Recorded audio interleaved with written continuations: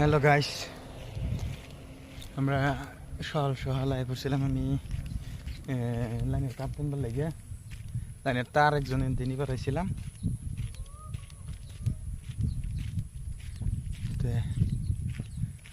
এই যে এই ঘর থেকে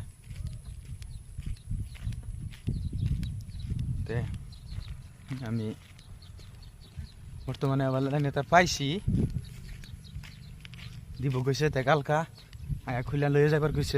লাইনের তার বলে লাগাইল তে অন যাইতে শিখা বাড়িত কামো জাল লাগবো গা, টাইম হয়ে গেছে গা বেশি।